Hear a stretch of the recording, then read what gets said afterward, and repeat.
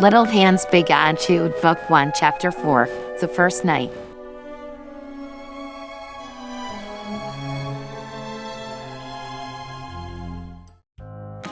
By dinner, things had begun to settle down a bit in the Wachowski household. Tom had recruited Knuckles to assist him in bringing in the cradle into the house from where it was stored, and it was set up at the foot of Maddie and Tom's bed. While that was being done, Maddie created a midnight box to keep them. Maddie created a midnight box to keep in their room. Inside the box, she placed everything she thought that might be needed to tend to the baby in the middle of the night with a bottle and a container of formula, spare diapers and wipes, burp rags, and even a spare onesie. With his incredibly small size, the items they bought for him were mostly for baby dolls. And even the preemie-sized diapers were big on him, and Maddie had to cut out tiny little holes in them for his tail. Sonic had insisted on helping Maddie put one of the diapers on him. He was determined to prove how responsible he was, so that they would trust him to take care of the baby on his own. Maddie was pleased he wanted to help so much, even if she wasn't quite convinced. She was still quite proud of Knuckles for how calm he'd stayed when the baby had puked on him.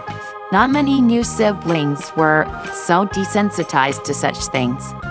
Tails had been the first to offer his toy of choice to the newcomer. A soft blanket with a plush duck on the end and a satin ribbons making the border of the blanket itself. He thought that the baby could use a buddy to sleep with.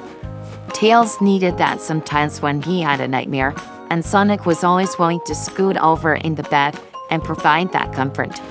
The baby had latched onto the blanket as soon as it was handed to him, his fingers curling around the duck's wing and squeezing it, so far that he hadn't gotten him to smile, but Tails was determined to get him there. Sonic's gift was a ring of rubber plastic that not only gave the baby something to practice ripping, but also would serve as a good teething toy later on when he actually got teeth. As Maddie set the plates of food on the table, Sonic and Tails were both sitting in the living room on the floor, watching the baby as he squirmed on the floor. I could watch him for hours. You have been, Hedgehog. Knuckles mumbles, his attention more on the book he was reading. You enjoying your book, Knuckles? It is most intriguing. The wizard has just arrived at the hobbit's home.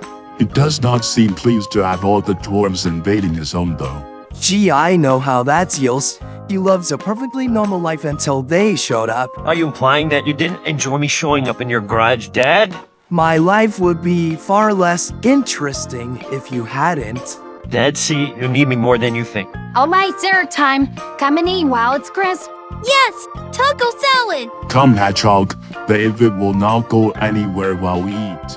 Sonic clubbed at their little guest for a moment longer and then grumbled as his dad made a motion to come as well. Alright, fine. He wandered from the living room and over to the table, but cast an ear open for the baby if it busses.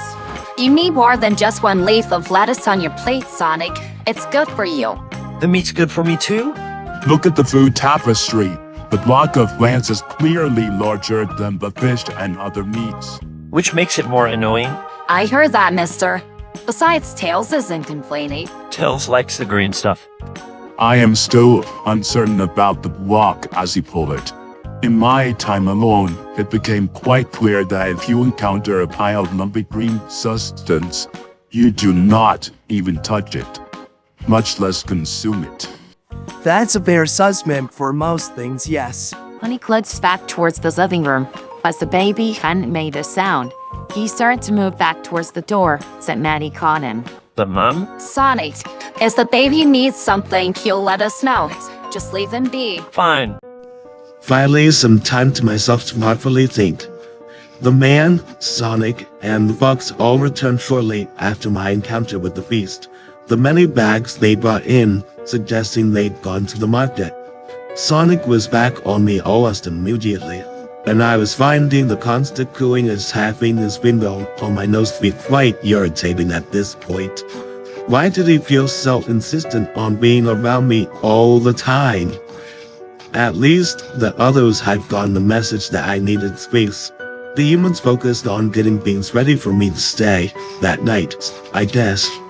The man asked me a kid that had passed by with a large wooden item, a cradle from the looks of it, and the woman had been putting infant items in a box and then going into the bedroom. The echidna had settled with a large book, and the fox, while still on the floor with me, was at least occupying himself with a tool of some sort. But Sonic refused to take his eyes off of me. A small part of me worried that somehow this Sonic knew. He knew who I really was. I was afraid to let me out of his sight. But logic stepped in. He couldn't possibly know. After all, if he did, he wouldn't be this happy to see me. Just the same, he didn't want to leave my side when the woman had placed some sort of covering on my lower end. He had even begged her to help. What was he trying to accomplish here? If he thought that constantly being in my face was going to make me like him more, then he was wrong. Afterward, he kept making faces and noises at me, and it had taken me a few times of this to realize what he was doing. He was trying to get me to smile, to laugh. The problem was that, like many things in this tiny, underdeveloped body, I didn't know how. I remember being able to walk and talk through on my own, but the muscle memory of how I did such things was lost. Even if he did somehow manage to amuse me with his antics, I wasn't showing it. Perhaps that was how the others managed to convince him to leave me alone on the floor once more. They all walked off, their voices fading into the background as I lay with my new blankets in my grasp. The fox had taken it out from me during their trip, or at least you've been the one to give it to me. I couldn't remember the last time someone had given me something instead of taking it from me. No, that was false. I did remember the last times. It was a long time ago when the people of Leona still treated me with respect. That was how humans were. They treated you nicely to lull you into a false sense of peace and calm. And once you trusted them, they used you for their own ends. That was it. This was all a trap to try and get me to trust them. I wasn't going to be fooled this time. No, they considered me an infant and thus didn't respect me to behave as responsible as they were. No, they didn't expect me to behave at all, so I wouldn't. I was going to make their lives miserable. I'm going to be the most poorly behaved infant they'd ever seen. The tranquility only lasted so long. Maddie and Tom knew it was coming, but Sonic, Tails, and Knuckles thought the peace would continue. Bedtime routine had gone as usual. Brushing teeth, putting on clean gloves and socks, and then 30 minutes of quiet time before lights out. Knuckles continued to read his wizard book. Tails sat in the corner working on a new invention. He swore he would improve the speed of the dishwasher. And Sonic sat at his desk, scribbling new constellations onto his star map in white crayon. The stars were something he found not only interesting but helpful. But he learned how to read clocks and calendars. He used the moon and the stars to keep track of time. But mostly when the sun would rise, and he would have to duck back into his cave to hide from early morning traffic. He learned the constellations and their lore later when he could read. But then, he also made up some of his own. Some of them were different star combinations altogether. But some of them had also been a similar shape to the ancient humans. The group of stars that the humans called Orion the Hunter, Sonic had designated as the Echidna Warrior, and the calls. It was almost time to put everything away and retreat to his bed when a sound came from downstairs that caught his attention. The baby was suddenly screaming. Do not go investigate, Hedgehog. Tom and Maddie are both downstairs to tend to him. But Knuckles, Give him a few minutes, Sonic. You know Maddie doesn't want us going back downstairs after lights out unless we need to use the bathroom, or if it's in an emergency. which we don't know if it is yet. Let the grown-ups handle it. Sonic wasn't pleased with this, but he supposed the fox is right. If it wasn't an emergency, he really didn't want to face his mother's wrath. He sulked back to his bed and sat down on it, but didn't get under the covers. He wasn't going to get fully settled until the baby stopped crying, and they had the all clear. The crying and screaming persisted for another half hour. It faded in and out, probably from him being taken from place to place, passing under the stairs as they went. Sonic had been sitting on the bed, practically vibrating as he tried not to rush down there and help. But finally, he had enough. I gotta see what's going on. He turned to see Tails had somehow successfully gone to sleep, his tails curled up around himself in the beanbag chair. Eventually, he would outgrow his favorite napping place. He looked to Knuckles, who was also still awake from the crying, and he simply resumed his reading and pointed to the box. How is he doing that? Whereas the fox's village was still loud and active at this hour. Sonic frowned and then got up. He knew he couldn't up the attic stairs. He has no clue if either his parents or Ozzy were standing directly beneath them, and if he hits them in the head with the steps, that would be the last thing he ever did. But he did have a secondary exit from the attic. Hedgehog, where are you going? I'm going to find out what's going on. This has been going on for 30 minutes. Do not get me involved when Mother catches you. Sonic rolled his eyes and then climbed out of the skylight and onto the roof. He could still hear it up here. He crawled over to the side of the roof and jumped down onto the next part of the roof, and then down to the deck.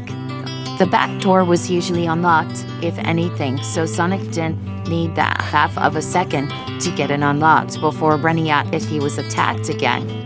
It scared Sonic a little how much thought was put into those renovations. Primarily the thought of how best to make it easy for him to run away from another attack. Sliding porch doors that moved through their tracks quickly, windows that would unlock simply swung open instead of being lifted. It was all so he could bail out without wasting time. And it hurt his heart to see how frightened his parents had gotten when they saw how severe the initial attack on their home had been. Sonic shoves the thought out of his head, pulling the door open and re-entering the house.